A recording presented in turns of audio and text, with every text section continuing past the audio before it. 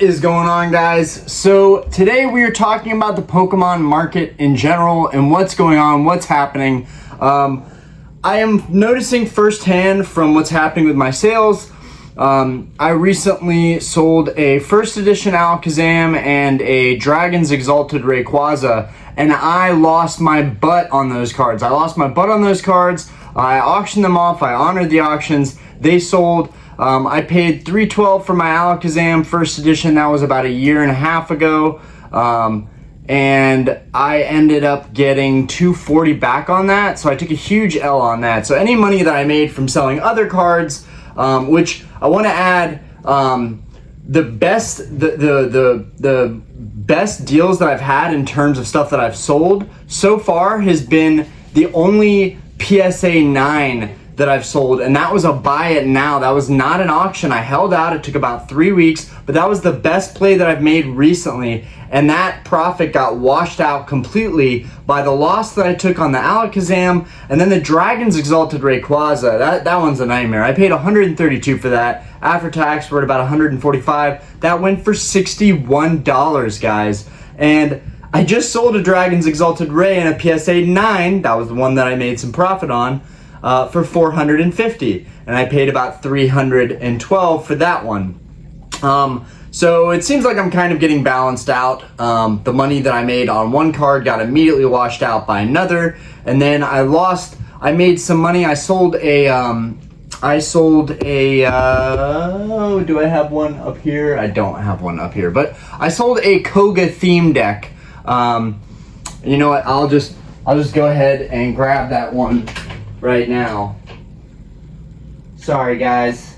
I know I don't normally do this, but I figured, you know, some stuff I can actually reference by showing it to people. Here we are. Okay. I sold this guy a Koga theme deck. I sold. I picked, you know, I have a ton of theme decks. I've showed you guys in my collection room tour that I have a ton of theme decks. And I bought a collection about a year ago that was like, it was a big box. Y'all remember, I did a YouTube video and I was like, guys, this is the most theme decks I've ever bought. And I think it was like 15 to 18 theme decks. It was something crazy like that. And a bunch of them, I'm not even sure if it was from that collection purchase. I honestly don't know, but there were several roughed up, kind of not the best condition boxes, but the cards were flawless. But the boxes, there was a bunch of them that weren't in the best condition. So I ended up getting those by buying that collection. I think I got those for like 20 to 25 a piece. This sold recently, the beat up one that I got for like 20 or 25, that sold for 135. So the profit that I made off of that at 135 from 25 got washed out by the Rayquaza, the Exalted Rayquaza. What I'm trying to say here is in 1 week, I had some really great sales and they got washed out by the auctions that I set, because normally my auctions do pretty well and I usually take a small loss, or I break even, or I even get a nice little profit or a small profit, but usually nothing where I'm like, I totally lost my butt on this. And the reason this is all relevant, guys, is because this is real. This is a real scenario. This is a real situation that's happened to me personally, and it could happen to anybody. It might not be totally relative to what the market is doing and how the market is moving in the Pokemon TCG world, but I think it's a pretty good indicator. And for me, for the first time ever, I'm going to be very cautious about doing auctions in the future, about what I can afford. You know, I'm not like Z&G Emporium where I can auction off stuff, you know, continuously and it doesn't matter. You know, they never punish. That's their slogan, never punish. But they also are consigning stuff. I know they might be doing more grading themselves than consigning. I don't know what their business model is right now, but I know there are several players out there that are in the consignment stage of things, and it's very easy to just put stuff up on your eBay when you're running consignment. You're getting a cut no matter what. It's irrelevant what the item goes for. For me, this is all my personal stuff. This is stuff that I'm just at least trying to break even on and get some of my money back out. The liquidity is the important part of that, because while I want to build my collection, I also have a lot of duplicates of holos, theme decks, boxes, random cards, and I need to consolidate some of that and liquidate some of that so that I can put it into cards that I really, really want. I need to stop spending so much money and start to really take inventory of all the equity that I have already in the hobby. I've got a huge theme deck collection. I've got a large sealed collection in my closet of like modern stuff. So it'll be a long time till I can tap into that, but there's still so many plays to be made on the market. I know so many people have been talking about certain cards that are really good plays right now, the gallery cards, full art cards, stuff that, you know, potentially could be maybe a slightly long-term hold, maybe a year or two, and then they're going to go up in value. But in general, despite any of the plays that we could talk about, and I may even start a series for lives where we just go over plays that can be made, stuff that you can flip, stuff that can make it more sustainable so that you can stay in the hobby longer and not feel like you're going to burn out anytime soon. Because the burnout is inevitable. The burnout is inevitable if you're just not giving a damn about what you're buying, you're not caring about prices, you're just buying stuff. The burnout is inevitable. You only have a finite amount of resources, a finite amount of cash. But if you're making it sustainable and you're looking at stuff that you can hold, appreciate, and then maybe sell down the road, not necessarily flip, but there are a lot of good flips out there. But you know, there's other ways that I think I want to go into on how we can make this hobby more sustainable for everybody. But right now, the important thing is that I think that this is a great market to buy Pokemon cards. Now is the time. I am saying it, guys. Now is the time to buy Pokemon cards. Now is the time to be looking. Now is the time to be watching. Now is the time to be kind of laser focused on what's going on with the market. Right now, I have a very expensive trip coming up. Diana, my wife, her brother is getting married in Mexico. That's going to cost us a couple $1,000s just to go to that wedding. So I'm having to pivot from my normal kind of going through stages of selling stuff, talking about what I sold, profits, how the market's going, you know, making YouTube videos, to now being in overdrive mode, to I have to get stuff sold. I can no longer take risks. I have to get the liquidity back quickly. So I'm in a little bit of a pinch right now because I really don't want to spend a ton of money to go on this trip. So I'm thinking this is a great time for me to watch the market and watch the plays that are going to be out there, and also, you know, try and get some liquidity back out of my stuff to offset the cost of this trip a little bit. But right now I'm back to full-blown seller mode, and what I'm realizing is I have to do buy it now. So I'm actually putting a bunch of buy it nows on my eBay. I'm going to put a bunch of buy it nows on my Mercari. My Mercari's been doing almost better than eBay in terms of the profit, the turnover. It's taken a while to get stuff selling on Mercari, but that has been better for me than eBay. And maybe that just goes to show that when you put stuff up and you're willing to wait it out, you will get a better return on that overall. I will say auctions are best for the liquidity. You can get that money the quickest, but it's just not even worth it when you're taking huge losses like I did this week, taking like a 30% loss on my principal in a card. I mean, that's horrible investment strategy right there. So that's something that I wanted to shed some light on and talk about, because I don't always get it right. I don't always know what I'm doing. I'm always learning in this hobby. We're coming up on my 4th year, like really actively being involved in the hobby, and I'm really excited about that because it feels like time is flying, and now it feels like the hype is dying down a little bit. And you know, the whole era of Sword and Shield and the explosion of alt arts and all that good stuff, I feel like that's coming to a little bit of a stop. Right now, I think is a good time to be buying cards, to be looking at cards. It's a buyer's market. Do I think that there are plays to be made? Sure. Do I think that it's a seller's market and that stuff is at all-time highs and about to peak again? Not really. There are cards that could do that. There are some grail cards. I've talked about them over and over. For me, it is the Charizard cards. Honestly, those are my grails. Charizard cards, crystal cards, shinings, gold stars. The alternate arts, I do think, are starting to become grail cards. The alternate arts, specifically from Sun and Moon, I think could start to become grail cards. Right now, the only one that I have that's really nice is my Machamp. In fact, I need to do more of this and actually show you guys stuff that I have, especially for the people that are newer to the channel. Let's see where this Machamp is.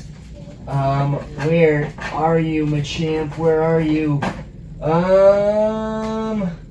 Sorry guys, I actually have so many cards I have no idea where some of them are sometimes. Okay, there we go. Oh, got it. I got it. Oh, gosh. This is the card that I'm referring to. If I had all of the alternate arts, like eventually if I have every card for the most part that people want in the hobby, it'll be much easier to reference this stuff and reference stuff that I think is high value and worth going after. But I was lucky enough to find this one at my local shop. The centering could be a little bit better, but I literally have no idea how this card would not hit a 10. The centering is the only reason this card would hit a 9, but you guys can see the back of it, and I didn't even pay that. I paid more like 45. But this is the Machamp Marshadow, and this is one of these Sun and Moon alt arts. These are the type of cards that I think are the most modern, cheapest, highest value cards you could get. My buddy doing my first PSA submission, we got some really good news, guys. I am not going to reveal the news until I actually get the card in hand again. But I will say one of the cards that was submitted with one of my like modern Grail cards from Evolving Skies. I'm not going to say what that is. One of the cards that was submitted with it was the Gengar Mimikyu alternate art from Sun and Moon. And my buddy got a 9 on that, and I honestly couldn't believe it because it was just as clean as this card, and it got a 9. He was really hoping for the 10, but I'm honestly thinking about buying his 9 because I still think that those Sun and Moon cards could be Grail worthy, and even at 300 right now, it doesn't seem like he wants 320, and I feel like that's a pretty good deal on that card. It's already graded, it's slabbed, it's protected, and it doesn't. It's like the pinnacle of 9s, right? My Gold Star Pikachu over here in the background, that's a 9, but it has a white dot on the border. Like when I say pinnacle of 9s, I mean there are 9s out there that you look at and you're like, why couldn't this get a 10? I feel like if this was regraded, it would get a 10. And I feel like that's kind of what we have here with this Marshadow Machamp. We have kind of a 10 grade worthy card. Try and get it. You know, you can never appreciate cards in this hobby until you actually kind of get them out, all of the plastic. Even this sleeve kind of messes up how you can see the card. I'm just afraid to take it out of the sleeve because these alternate art Sun and Moon cards are really starting to go up in value. So, and this is definitely one of the more slept on ones, I would think. It's not the best alternate art, but it's got a really cool background with the sunset in the background. Those tag team cards, man. Sun and Moon has been such a big deal lately, but those tag team cards are really cool, I think. I just think the hype needs to die down, and I think right now with where the market is going and how much supply is out there and how the demand, in my opinion, is starting to go down, I think for a lot of serious collectors, this is a time to rejoice, a time to go, oh my God, hallelujah. Luckily for me, I honestly was collecting in a niche that most people weren't. So I feel like I still didn't like crazy overspend on my collection. I was buying booster boxes and theme decks, and a lot of that stuff wasn't really hit hard by all the hype. People weren't like going crazy to collect vintage theme decks. So I did well on that market. I had great sales in that market. I capitalized on the hype, and I also have kept a large quantity of theme decks because I still believe that market has a lot of growth to give, and I will always continue to collect theme decks. I just love them. I love collecting theme decks. It's like one of my favorite things to do. Hopefully they'll have some really dope theme decks at Collecticon. But for the most part, all of the high value singles, like I have bought a couple lately, but I still attribute the prices I got to being a part of this lower market, honestly. I paid $1,200 for Groudon in a 9, or $1,250 in a 9. I think that Groudon is worth more like $2,000 or more in a 9. So I still feel like because the market's starting to just go down a little bit and I feel like there's a little bit less demand, this is a good thing. This is not a detrimental thing. This is not like, oh my God, throw your cards off the ship, auction everything for nothing. Because if you do auction your stuff off, you're probably not going to get much in this market unless you are a really big, well-known seller that you can be competitive with the stuff you're putting up. I would not recommend that. What I would recommend right now is set up buy it now for the stuff that you can let go of, that you want to get equity back out of, and be on the lookout to buy the stuff that you want, because I think this market is great to be buying stuff. If we look at the gold stars right now, there's a lot of gold stars that are kind of popping up on the market. Not all 9s, you know, we're getting some 6s, 7s, and 8s. But I see like 3 gold star Mews that have popped up like this week alone. That's a lot for the gold stars. I feel like we weren't seeing that the past year. The same thing with crystals, you know, and high value, high dollar Skyridge cards. We were not seeing these a lot during the hype. The last 2 years, we weren't seeing these cards pop up all the time. They might pop up every week or two, but it wasn't every single week. Guaranteed you're seeing grails pop up on the market like crazy right now. And these cards don't even have really high populations. They're just, I think people are maybe a little bit worried. I think people are cycling out. Me and a friend today were talking about how it's just that time of the year with summer kind of coming to an end, back to school. You know, kids are focused on school, playing sports, you know, getting older. Parents are taking care of their families, getting back to work. The kids are going back to school. Like, there's just a lot of variables and a lot of things changing right now. And I think I'm primarily talking about the demographic that watches my channel, the 28 to 32 demographic. A lot of us are getting older, and I think right now it's been a wild ride with Sword and Shield. Scarlet Violet, we all know, has been less hype. You know, I think it's going to do very well down the road, and I think right now people really need to take advantage of these $80, $90 booster boxes. I mean, seriously, the prices are ridiculous. Crown Zenith, that's also something to be looking at. That set is super cheap right now to be buying like collection boxes of.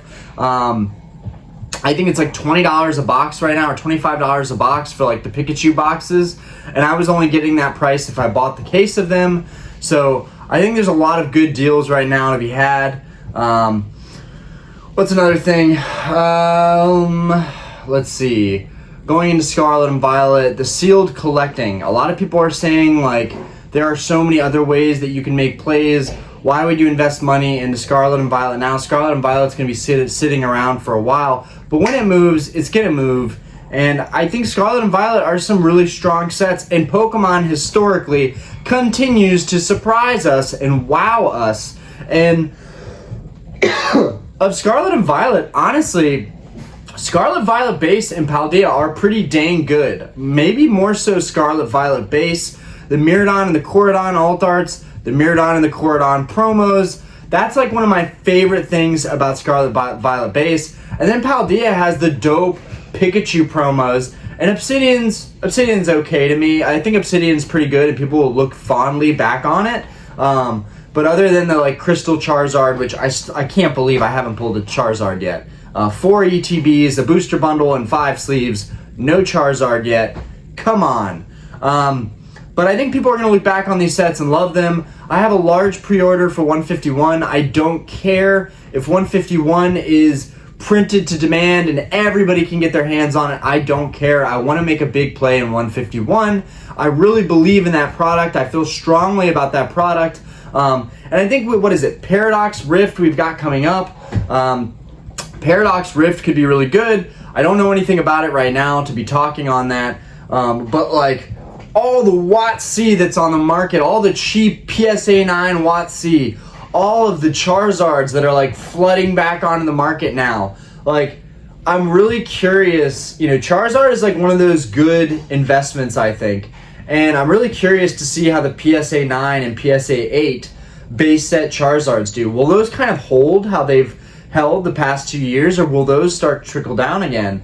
All I know is right now I'm seeing stuff go for dirt cheap. On my end, I'm seeing it happen. I am losing money, so that's kind of feedback to me of what's happening with the market. But I also had a really big win. You know, I have a lot to be happy about. I had some sales that really offset those losses. And then also I had some really good news about a PSA return that I'm not going to get into, but I am going to talk about it when it comes in. It will be a single card that I'm really excited what the grade came back from PSA.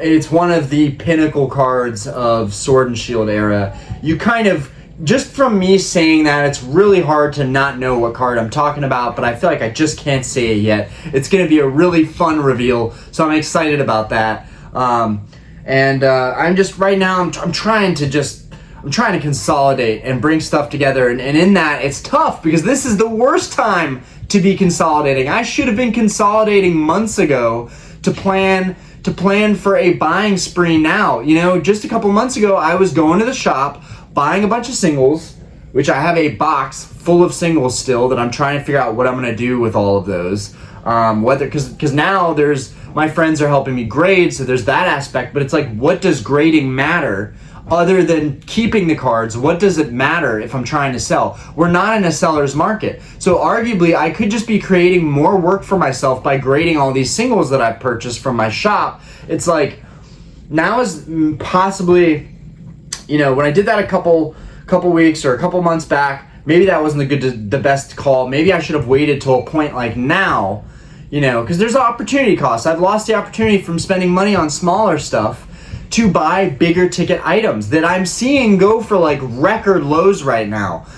One that I'm very passionate about, you guys know I love my theme deck, so one that I'm very passionate about is there was a Gym Heroes theme deck. And so right here we have our Gym Heroes display and the decks in there. So it was a box like this one. It was original, it was sealed, it had the 8 brand new theme decks in it, and it went for $1,500, guys. And I know that may sound like a lot of money, but each of those decks regularly sealed sells for $200 or more. So that was $1,600 in value. Plus you've got the box, you've got the display that you could sell separately. I bought my display separately, so why wouldn't somebody buy a display from me separately? And then it was sealed, which tacks on another piece of value to that item when that item isn't even broken and everything is in there. Now the Gym Challenge case is probably worth double that. I did get an offer for one of those for $3,000, even though I feel if I wait out this market a little bit more, I will find sealed products like that for 10 to 20% less.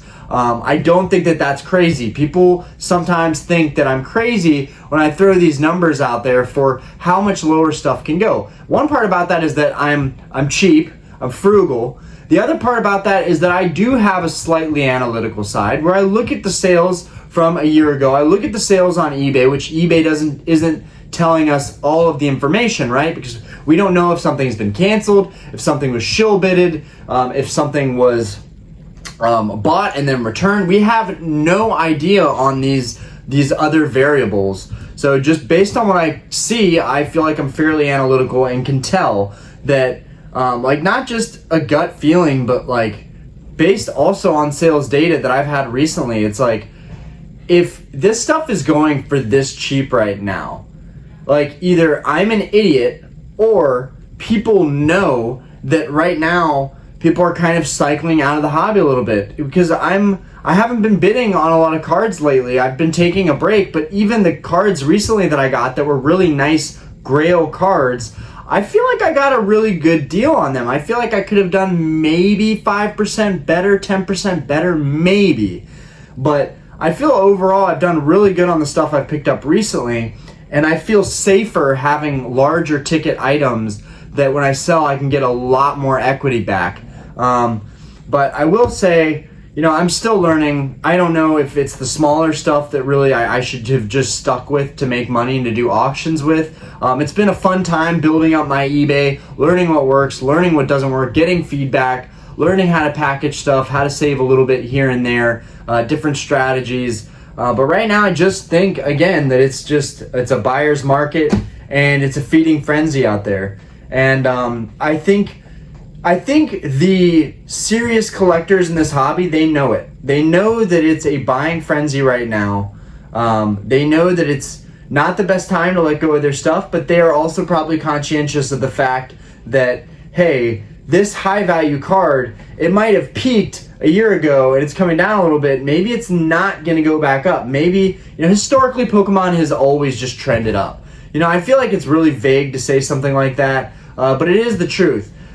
Mainly with sealed product, but we kind of are seeing that with some of the singles on the market, particularly the alt arts from Sword and Shield era. I think it's amazing what's happened with those, because it's like yo, there's so many of this card on the market. Why is it continuing to rise in value? So I can't exactly explain why that's going on, but maybe we'll even see a retrace for those cards. The only thing we know right now that shows us that the market is maybe down is Scarlet and Violet era. But that's like the most immediate thing that we can watch and be like, man, this cards in this set are just tanking. That doesn't tell the whole story, and that tends to happen with a lot of sets that come out. I think we're still going to look back and love these sets. I think these cards are all going to end up going up in value, the ones that are more sought after at least. And the gallery cards that are like $1, $2 right now, I think those are going to go up too. But right now, based on like the modern side of things and how I think people may be leaving with the modern set that's released and maybe liquidating some of their stuff, I don't know. There's a lot of vintage higher end cards that I see popping up over and over and over again, and it just tells me that people want to let go of their stuff right now. You can't see a couple sales and see the entire picture for what's going on with the market, but guys, this is my speculation. Every once in a while I do a video like this. I talk about whether I think the modern market's strong or the vintage market's strong. And while I'm not in the best position to be buying anything at all, I do think that I'm losing a lot of opportunities right now because I just don't have the chance to be risky. Honestly, one of the last cards, and if I'm stupid enough, I might splurge on something again this week or next, but we have an expensive trip that I have to get ready for. You know, there's Christmas coming up as well, and that's something to talk about. You know, maybe it's a buyer's market right now, but I mentioned with my friend that, you know, maybe, or he'd mentioned to me that Christmas is coming up. And, you know, I always think that way too, like Christmas is coming up, stuff is gonna sell. It was like that in the hype era, but it might not be like that this time around. People might not be thinking of Pokemon cards as their Christmas gift ideas. You know, we just don't know. It's also very dependent on the people that came in the hobby and stayed in the hobby, right? People came in, hyped, bought some cards, then sold them back out, got their money back out. The hobby is just gonna kind of chill out again. But we just can't know. We can't know for sure until the next couple months. I think Christmas is going to tell us a lot. I think if business is booming during Christmas time, that could tell us a lot about the hobby. But I'm still just appreciating having my nice Gold Star Pikachu. I'm going to share this one more time with you guys. Whoa, oh man. Oh, that slipped out quick. God. Absolute beauty. This for me is one of my absolute grail cards. This is the card that probably makes me happier than anything else in my collection, and it just has one little white dot on the back, but yeah, the Gold Star Pikachu. I think this card is super tough. I actually want to do a video specifically on this card and all the things that I love about it, but for right now, just kind of showing off my my degenerate purchase. Man, there's just something about the tough look of Pikachu and having that spark around him. It's definitely one of the harder hollows to see because it has that dark background, but I don't mind it. This Pikachu just looks absolutely phenomenal, and definitely one of my favorite Gold Star cards, probably of all time. I love the Rayquaza, but the price point, you have to take that into account. And honestly, a lot of the cards for, you know, $1,000, $2,000, it's like, okay, I can see this. But once you get into like $5,000, $6,000, $7,000, $8,000 for a card, it gets really, really hard to justify purchases like that. And it's even better right now. Like, maybe I should have even waited, because there's a PSA 9 Pikachu on eBay right now. I paid $2,300 cash for this one. You know, maybe there's a chance that I could have just waited it out a little bit longer, been a little bit more patient, and gotten a better deal on it. But it is what it is. I really wanted that card. It makes me happy. But we're going to find out here in the next, you know, weeks and months. And for me, I think the indicators are going to be those grail cards like the Gold Stars and the Crystals and the Shining cards. I really need a Shining Charizard still. And that card seems to just keep getting more expensive. Like, people think WotC is dead. I mean, maybe for a lot of like heavy print stuff, but like Shining Charizard seems to be like a staple investment. That guy in a 9, I feel like I saw him for like 1,000 to 1,100 a year or two ago. Now they're always like 13, 14, 1,500 regularly. Is that number gonna push up? Is an unlimited PSA 9 Shining Charizard about to be like a $2,000 card? Like, that just shows that the market is not weak at all, that it is strong, that there are those like really, those pinnacle cards that are really like the upper echelon of card collecting that are just not going to lose value, that people love way too much. But for most everything else, for a lot of modern stuff, and I think that trickles all the way to Sun and Moon, I don't know. I think that it's a buyer's market right now. I think people are getting deals on stuff, and only time can tell. Let me know what you think, guys. Let me know if you are selling stuff on eBay, if you're doing auctions and stuff is going for a lot less than you think. Maybe people are just distracted. I'm not sure, you know, how much people are focusing on Obsidian Flames. Honestly, I don't know if they're feeling the same way I am.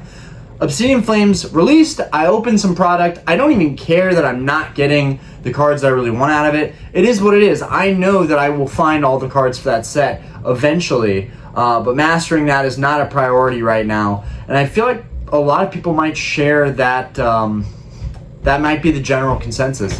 Anyways, guys, I'm gonna let you guys go. This is the end of the video. Thank you guys for watching. Let me know what you think about the market, what's going on with the market, and thanks for watching. Deuce, deuce.